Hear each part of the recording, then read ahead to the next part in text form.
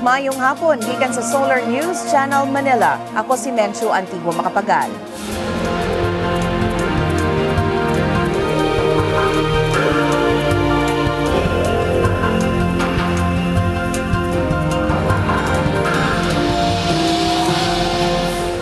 Ani ang mga balita alang sa Kabisayan ug Mindanao. Napugos pagbakwit ang gatusan Kamulupyo sa Misamis Oriental tungod sa mga liki sa ilang mga balay nunot sa grabing pag-ulan sa mga nanlabayng adlaw. Paagian na ugma ang temporary nga Bailey Bridge sa Lanao del Norte, human naguba ang Napo Bridge, una pa ang Tropical Depression agaton sa miaging semana. Giawhag ni Davao City Mayor Rodrigo Duterte nga mo-resign si Justice Secretary Laila de Lima tungod sa giingong kapakyas pagsumpo sa rice smuggling sa nasod. Og unsa kahay nakalahi ni ining mga sculpture nga bida karon sa usa ka gallery sa New York. Napugos pagbakwit ang gatusan na ka mga mulupyo sa lungsod sa Villanueva sa Misamis Oriental, human mamatikdi ang mga liki sa ilang Pinoy-anan o kadalanan sangputanan sa grabing ulan ning mga nanlabayng araw. Si Cheng Ordonez adunay detalye. Cheng? Menchu, sukad kagahapon na makwit ang gatusan ka mga mulupyo sa lungsod sa Villanueva dinhi sa lalawigan sa Misamis Oriental. Nabalaka ang mga mulupyo nga mahulpa ang ilang mga balay ug ang ilang dapit tungod sa mga liki. Makita ang mga liki sa kabalayan ug kadalanan sa dili menos 3 ka komunidad kun purok sa Sitio Madrid sa Barangay Look. 18 ka kabalayan ang directly damaged sa mga liki at pila usa ka eskwelahan. Gimanduan sa Mines and Geosciences Bureau ang mga barangay officials sa pagpahigayon sa mass evacuation aron masiguro ang kinabuhi sa mga mulupyo. Namatikdan nga mihumok ang yuta sa dapit tungod sa walay hunong nga ulan dalan sa low pressure area ug sa tropical depression agaton. Nakabakwit ng 100% kung tanan ng mulupyo sa tibok Purok 7 ug 70% sa Purok 8 mukabat sobra sa 75 ka pamilya. Ana sila karon temporaryong gipapuyo sa evacuation centers sa lungsod sa Villanueva. Giyatiman na karon ang mga evacuees sa municipal government samtang gimonitor ang sitwasyon sa Barangay Look. Menchu sa Barangay Lapasan sa Cagayan de Oro City na makwit sad ang mga mulupyo tungod sa landslide sa iyo kaganiyang kadlawon. Nipadala gilayon ang DSWD ug mga relief goods ngadto sa mga mulupyo sa Upper Kulambog sa Lapasan kinsa apektado sa landslides. Bago lang Menchu, 28 ka pamilya ang namakwit pud sa Malasag dinhi sa Cagayan de Oro tungod sa kabalaka ang mahulpa ang ilang mga balay ug ang ilang dapit tungod sa mga liki. Menchu. Daghang salamat, Cheng Ordonez, reporting gikan Cagayan de Oro City. Paagian na ugma sa Department of Public Works and Highways ang gitukod nga Bailey Bridge isip temporaryong tulay labang sa Napo River sa Lanao del Norte, human naguba ang Napo Bridge una pa ang Tropical Depression agaton. Nahugno ang Napo Bridge ni adtong January 13 tungod sa pag-awas sa Napo River ug misangput nga dili matabok ang sapa nga nag-uwang sa mga lungsod sa Linamon ug kauswagan sa Lanao del Norte. Apan limitado ang tulay ngadto lang sa mga sakyanan nga dili mulapas sa 20 tons ang timbang. Gigastuhan og 15 million pesos ang Bailey Bridge ug nahuman pagtukod sulod lang sa usa ka semana. Ang maong tulay nalakip sa major road network nga nagsumpay sa mga lungsod sa Lanao ngadto na sa Zamboanga ug sa Misamis-Mucas route. Una nang mihangyo ang Oro Chamber sa Cagayan de Oro City nga dalion paghuman ang temporary bridge tungod kay dako ang epekto sa pagkahugno sa Napo Bridge ngadto sa ekonomiya sa tibuok Rehiyon 10. Misa ka sa 56 ang namatay tungod sa tropical depression agaton nga miigo sa Mindanao ni adtong miaging semana. Matod sa National Disaster Risk Reduction and Management Council, 83 katawo ang samdan ug napulo ang missing. Sobra 1 ka milyon katawo ang naapektuhan tungod sa agaton. Anaa nasab sa sobra 382 million pesos ang danyo sa agriculture ug infrastructure sa regions 10, 11 ug Caraga.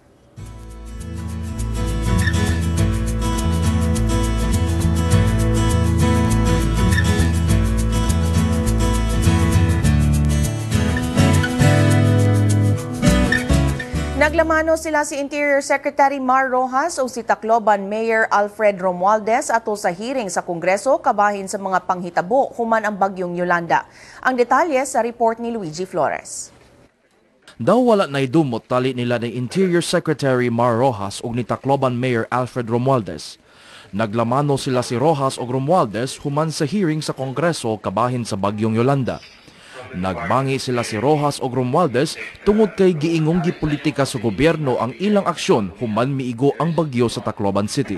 Ito naman yung amin ay sa labas o sa media o sa spin o sa intriga na pinalaki, no?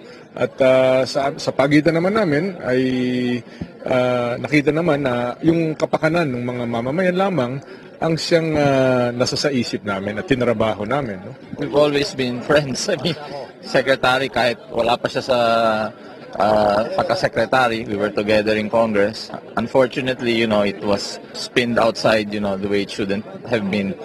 But I appreciate the secretary. And I know him, I know his heart, he has a very good heart. Sa wala pa ang hearing sa Congressional Oversight Committee sa Philippine Disaster Risk Reduction and Management Act, giduol ni Romualdez si Rojas ug nakiglamano. Usa pa lang kabulan ang milabay human mihilak si Romualdez atol sa usa ka hearing sa maorang committee tungod kay giingong gipolitika sa gobyerno ang ilang aksyon alang sa mga nabagyuhan. Apan gihimaka kini ni Rojas atol sa hearing kagahapon. Hindi lamang sa Tacloban pero sa kabuuan ng Leyte, ng Samar at lahat ng nasalanta ni Yolanda. So hindi po may mga anggulo dyan or may mga nababaliktod dyan ng pangyayari nagsasabi na naging parang kondisyon ito. Hindi po. Magmula nung nagsimula, tulad nung sa report ni Secretary Bods, tuloy-tuloy po ang lahat ng tubig.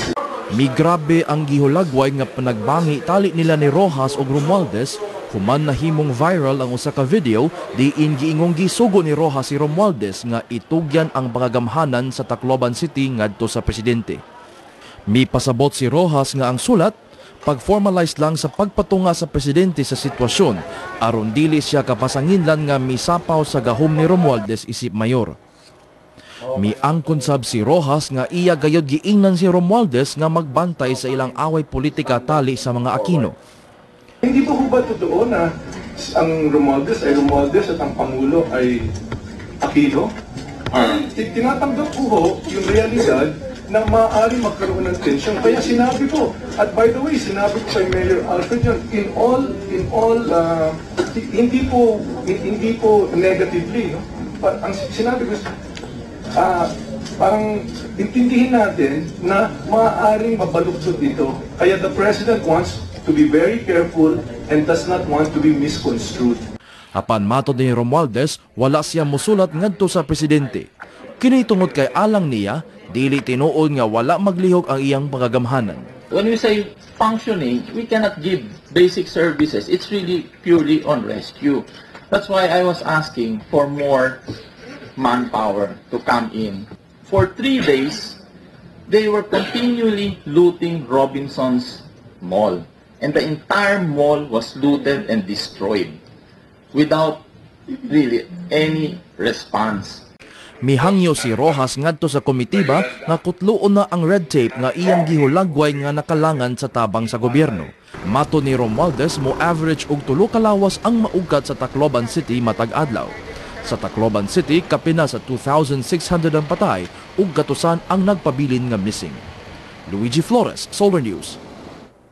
Bisan pa man nga anaa karon sa rehabilitation phase, padayon paghihapon ang Department of Social Welfare and Development sa ilang relief operations alang sa mga biktima sa bagyong Yolanda. Samtang ang Naval Forces Central nagpadala karong adlaw og dugang team sa Naval Construction Brigade didto sa Bohol ug Eastern Samar alang sa mga biktima sa kalamidad. Si Twini Malinaw sa detalye. Twini? Yes, Mancho, giklaro hinoon sa DSWD nga mga piniling areas na lang nga apektado sa bagyong Yolanda ang padayon nga himuan nila og relief operations hangtod karon. Mukabat na sa 14 million pesos ang na-distribute nga food pack sa DSWD 7 ngadto sa mga biktima sa bagyong Yolanda dinhi sa Subo. Sukad November 8 hangtod karong adlaw miabot na sa kapin 156,000 ang family food packs nga naapod-apod sa DSWD. Padayon pa usab ang second round sa pagpamuto sa mga relief goods diha sa Cebu International Convention Center nga gisugdan niadtong Disyembre. Sa Genesis beneficiary LGU sa Lalawigan sa Subo, labing daghang nahatag ngadto sa lungsod sa Daan Bantayan.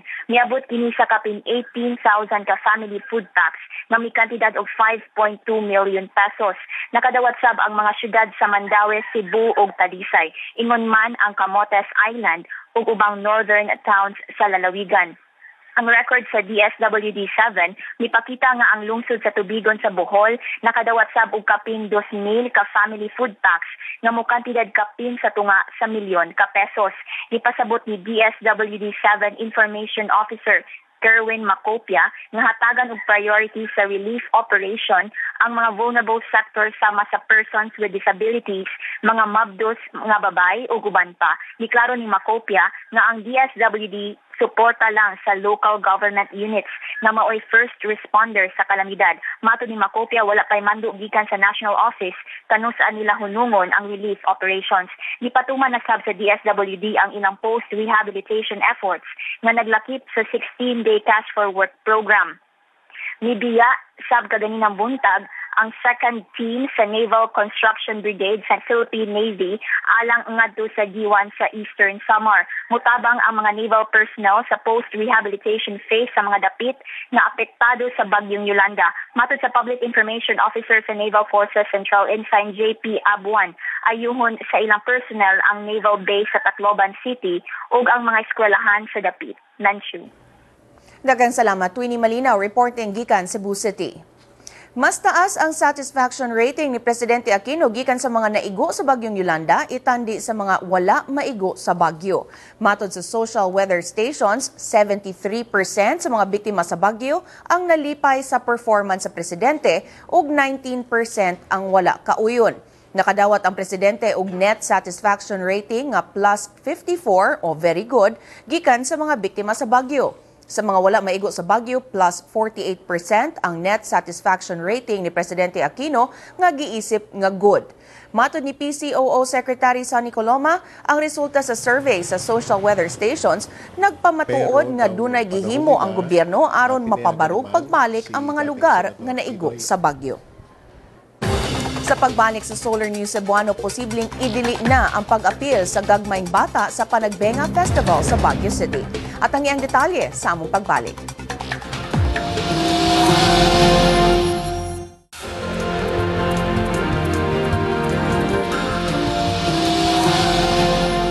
Idusot na sa third ug final reading ang proposed ordinance sa Baguio City nga magdili sa pagpaapil sa mga batang nagpangidaron ubos sa 7 anyo sa Panagbenga Festival.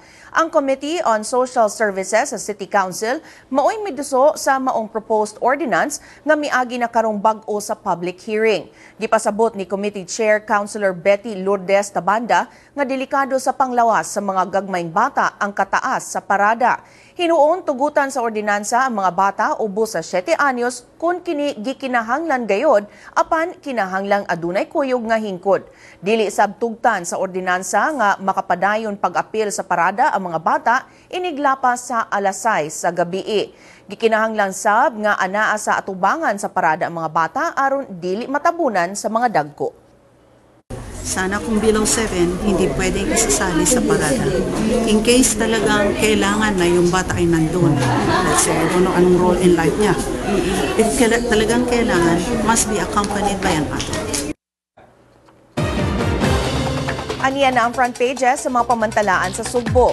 Sa Sunstar Cebu, may paubos sa drug test si Cebu City Mayor Michael Rama. Sa Sunstar Super Balita, usa ang patay ug duha ang samdan sa pinusilay sa Tigbakayan sa Barangay Mactan, Lapu-Lapu City. Og sa Cebu Daily News, may bisita si People's Champ Manny Pacquiao sa dancing inmates sa Cebu Provincial Detention and Rehabilitation Center. Sugod karong adlaw mamahimo nang mag-apply online aron makakuha og clearance sa National Bureau of Investigation. Matod sa Department of Justice, inay mulinya sa mga nagkalain-laing regional offices sa NBI alang sa registration, mamahimo nang mag-fill up sa registration form nga anaa sa website sa NBI o di bakaha sa DOJ. Inighuman og fill up sa form, Mamahimo ng muadto sa mga NBI offices aron ipadayon ang musunod nga process sa pagkuha og clearance sama sa biometrics ug uban pa. Mag-log-on lang sa www.doj.gov.ph/NBI o sa www.nbi.gov.ph aron mo register. Gibutyag ni Justice Secretary Laila De Lima nga tumong sa online system sa NBI nga mapadali ang proseso sa pagkuha ug mawagtang ang taas nga linya inig mokuha og clearance. Atong sayro ng front pages sa mga pamantanaan sa Mindanao. Sa Sunstar Davao, gibutyag ni Davao City Mayor Rodrigo Duterte nga andam siya mohatag og testimonya kalabot sa rice smuggling. Sa Bandera Mindanao, nakadawat og hulga sa iyang kinabuhi ang usa ka magsisibya sa Iligan City. Ani asabang front pages sa Mindanao Daily sa nagkalain-laing bahin sa Mindanao. Sa Northern Mindanao, nataod na sa PLDT ang submarine cable nga mosumpay sa Visayas ug Mindanao. Sa Western Mindanao, gisakmit sa kapulisan sa Zamboanga City ang gipamutol nga mangroves gikan sa Sahol Island. Sa Mindanao Daily Caraga, nag-brownout karong adlaw ang Surigao del Norte, Surigao del Sur ug Siargao Island. Ug sa Davao, gitabangan sa 701st Infantry Battalion ang mga pamilya nga naapektuhan sa bagyong Agaton sa Davao Oriental. Samtang panayon ang sinukliay sa mga pulong tali nila ni Davao City Mayor Rodrigo Duterte ug Justice Secretary Laila De Lima, gipangayo karon sa mayor nga mukanaog sa pwesto ang Justice Secretary tungod sa kapakyas pagsumpo sa rice smuggling sa nasod. Si Ben Tesorna sa detalye. Ben? Medyo. Human nagpuli-puli og ingon sa usag-usang nga mo shut up na lang. Karon si Mayor Rodrigo Duterte miawhag na kang Justice Secretary Laila De Lima pagkanaog sa pwesto.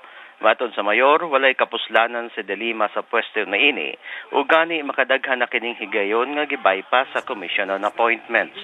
Una nang gipasangilan ni Duterte si De Lima nga napakyas paghikay sa kaso batok sa gidudahang rice smuggling king Davidson Bangayan. Si De Lima sa iyang bahin miingon nga dili siya angayng dali-dalion sa kaso batok ang Bangayan tungod kay ila na kining gilihok. Ani ang pamahayag ni Mayor Duterte. Itong si De Lima, she has been bypassed several times. Don't you think it's about time to adopt a certain degree of delicadeza by stepping down? Kami, elected kami. I do not have to answer to De Lima and the human rights. I answer to the body politic that elected me, and that's the people of Davao City. Mencho, nagulat si Mayor Rodrigo Duterte sa summon gikan sa Senate Committee on Agriculture aron siya mutambong sa sunod hearing kalabot sa rice smuggling. Ipadayag sa mayor ang tanan niyang nahibalan kalabot kang Davidson Bangayan. Mencho. Daghang salamat, Ben Tesorna, reporting gikan Davao City. Padayon karong gigukod sa mga sundalo ang duha ka grupo sa mga rebeldeng New People's Army nga responsable sa pagkaangol sa 7 ka sundalo.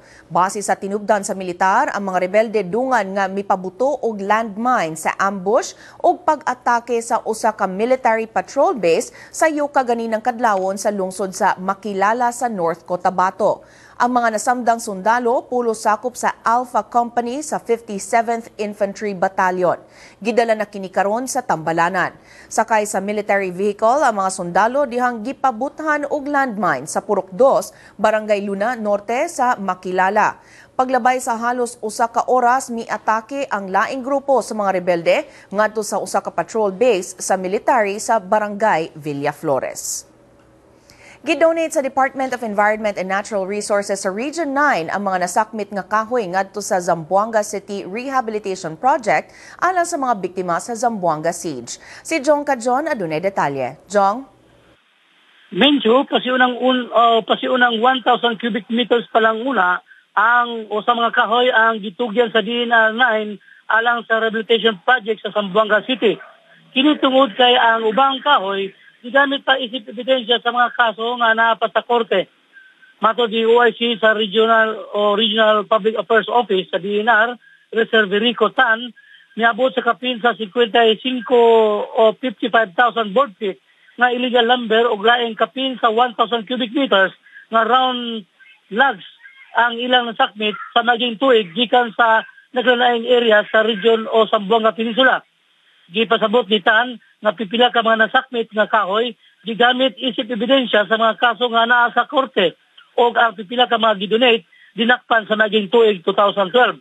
Ang donation sa DNR mao pagsunod sa kamanduan ni DNR Secretary Ramon Pahe ngadto sa DNR 9 aron katabangan nga adunay maggamit nga materyales ang recovery o rehabilitation project sa Zamboanga City.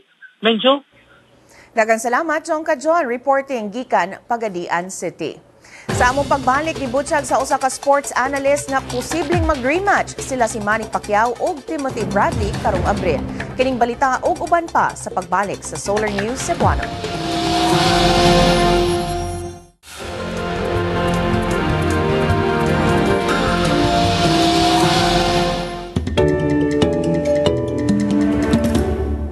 Nagpadayon ang mga anti-government protests sa Bangkok nunot sa state of emergency nga ana-ana sa ikaduhang adlaw karon. Kining balita gawa sa nasod ug uban pa hatod ni Sara Velasco. Gisira sa mga nagprotesta sa Thailand ang backup nga opisina sa Transport Ministry sa nasod kagahapon samtang anaubo sa state of emergency ang Bangkok tungod sa kagubot. Bidag sang agatusan ka mga nagprotesta sa opisina ug gipapahawa ang mga opisyales, humanasayran nga gihimo kining backup office sa maong ahensya. Kagahapon gipanguluhan ni opposition leader Suthep Thaugsuban ang protesta sa Bangkok sa ilang plano pagsira sa capital sa Thailand. Nagkaway-kaway sa kamot ug nangolekta sab og kwarta si Thaugsuban gikan sa mga supporters sa oposisyon. Matud ni Thaugsuban, dili kinahanglan ang state of emergency sa Bangkok tungod kay malinawon silang nagprotesta.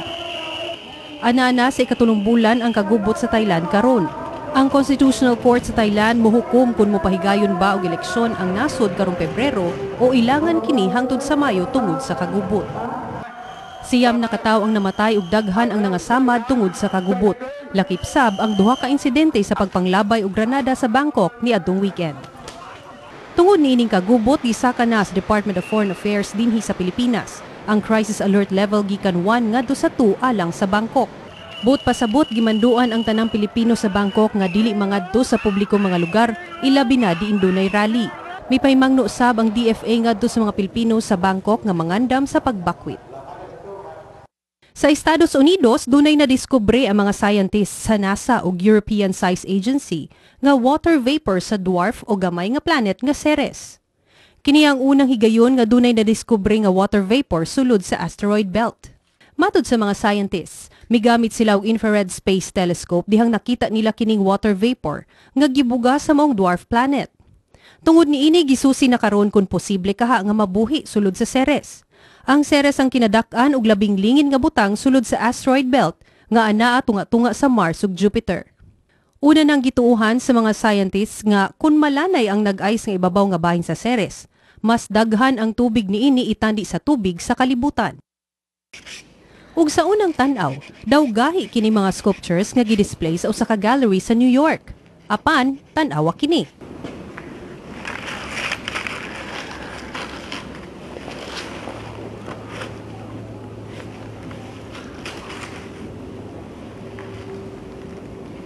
Dili kini gama sa plaster o clay, apan libuan ka mga papel nga gipapilit o gipatong-patong.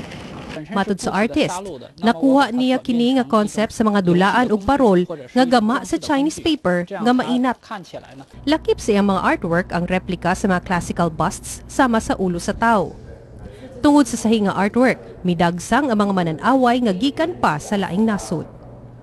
Sara Hilomen Velasco, Solar News. Sports News uban ni June Tariman.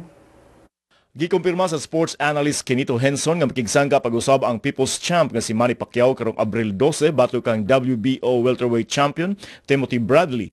Sa interview sa Solar Sports Desk kagabi, gibutyag ni Henson nga iya kining natino mismo gikan ni Pacquiao kinsa iyang nakasakay sa aeroplano padulong sa Sugbo. Sa laing interview sa media, ang promoter nga si Bob Arum mitino usab nga si Bradley ang sunod ikasangka ni Pacquiao. Nagtuo si Henson nga mapatumba ni Pacquiao ni higayuna si Bradley ug makuha pagbalik ni Pacquiao ang WBO welterweight title. Nagtuo sab si Kenito Henson nga madayon ang gikinahimang away tali nila ni Floyd Mayweather ug Pacquiao sunod tuig. Kini human unya si kalimang panag-abot sa ring nila ni Pacquiao ug Marquez sa November karong tuiga.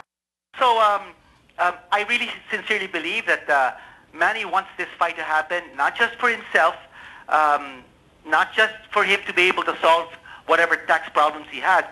I think they're looking at the possibility of having a Mayweather-Pacquiao fight sometime next year. The way I see it, I mean, this is just my speculation. Manny beats Bradley on April 12th to get back his WBO welterweight championship. Then he fights Marquez maybe in November. Nagtuusab ang boxing legend Sugar Shane Mosley nga pilihon ni Pacquiao si Floyd Mayweather. Si Mosley aniya sa nasod alang sa pagplano sa ilang himuong fundraising event alang sa mga biktima sa Bagyong Yolanda uban ang mga sakop sa United Boxing Relief Fund. I come with a group of boxing. We're coming to bring boxing to the Southeast Asia, and and bring the relief and the fund for the victims of Yolanda. I lean towards Floyd because I know that he has the good boxing moves, the movements and stuff like that. But it's not out of the question for Pacquiao to be able to catch him with a shot and hurt him and maybe even knock him out if he still has that type of fire that he once had when he was coming up. I don't know if the fire. So the last fight I seen him fight, I didn't really see the fire like that. I didn't really see the fire in his last fight. Gipamulta sa PBA Commissioner's Office si Gabby Espinas sa Alaska Aces og 20,000 pesos tungod sa pagsiko kang Cliff Hodge sa Meralco Bolt sa dula niadtong Lunes sa Mall of Asia Arena. Gipatawag sa Commissioner's Office si Espinas kagahapon aron muhatag sa iyang habig kabahin sa hitabo. Human sa gihimong review mato ni Commissioner Chito Salud, gi-upgrade ang penalty ngadto sa flagrant foul 2 tungod kay tataw nga dili bula ang tuyo ni Espinas atol sa maong play kundi ang pagpasakit kang Hodge. Magsugod karong hapon ang Game 2 sa Best of 3 quarterfinals sa PBA sa Mall of Asia Arena. Gilauman nga tapuson sa sister teams San Mig Super Coffee Mixers ug Petron Blaze Boosters ang series batok sa ilang tagsa-tagsa kay kasangka ang Talk and Text Tropang Texters ug Barako Bull Energy Cola. Sa tennis, mag-abot sa finals sa Australian Open dito sa Melbourne ang veterana nga si Lina sa China ug ang batan-ong taga Slovakia, Dominika Cibulkova. Mao na kini ikaduhang sunod-sunod nga finals appearance ni Lina, human niya piliha ang Canadian teenager Jenny Bolshard. Samtang si Cibulkova mo'y unang taga Slovakia nga nakasulod sa finals sa Australian Open, human niya piliha ang 5th seed nga si Agnieszka Radwanska. Sa men's division, unang higayon sab nga makasulod sa finals sa Australian Open ang Swiss player Stanislas Wawrinka, human piliha si Tomas Berdych 6-3, 6-7, 7-6, 7-6. Magpaabot si Wawrinka kinsay mudaog tali nila ni Rafael Nadal ug Swiss player Roger Federer alang sa finals. June Dariman, Solar News. Panabana sa dagan sa panahon, uban ni Pat Fernandez. Pat? Hi, Menchu. Matod sa pag-asa, mapanganuron nga dunay taligsik sa Luzon o sa Visayas tungod sa northeast monsoon kon amihan. Mapanganuron sab nga dunay hining ngadto sa kasarangan nga pag-ulan ug thunderstorm sa Caraga ug Davao Region tungod sa panag-abot sa easterly winds ug sa amihan. Sa ubang bahin sa Mindanao, mapanganuron nga dunay pag-ulan o thunderstorms. Base sa Metro Weatherscape, mapanganuron ang eastern coast sa southern Mindanao. Gimonitor sab karon ang ikog sa usa ka low pressure area apan mahilis ra rin karong adlaw. Sa Visayas, ulanon ang Borongan samtang dunay thunderstorms sa Dumaguete ug Tagbilaran, Iloilo, Tacloban ug Metro Cebu. Sa Metro Cebu, mapaabot ang hinay nga pag-ulan hangtod na sunod semana. Ug sa Mindanao, ulanon ang Cotabato ug Butuan ug dunay thunderstorms sa General Santos City, Cagayan de Oro, Zamboanga ug Metro Davao. Sa Metro Davao, ulanon sab nga dunay thunderstorms karong weekend hangtod na sunod semana. Maugato ang latest sa dagan sa panahon, Visayas ug Mindanao pag-amping kanunay. Balikan ni Menchu. Daghang salamat, Pat Fernandez. Kung buot ninyo matanaw pag-usab ang episode karon sa Solar News Cebuano, i-like ang among Facebook page, Solar News Cebuano. Bisitahi sab ang among website, www.solarnews.ph. Alang sa inyong mga sugyot ug komentaryo, mahimo sab ninyo kining i-email sa solarnewscebuano@solartv.ph. Og mao kadto ang Solar News Cebuano hangtod sa Lunes puhon. Ako si Mencho Antigua Macapagal. Daghang salamat ug pag-amping Kabisayan ug Mindanao.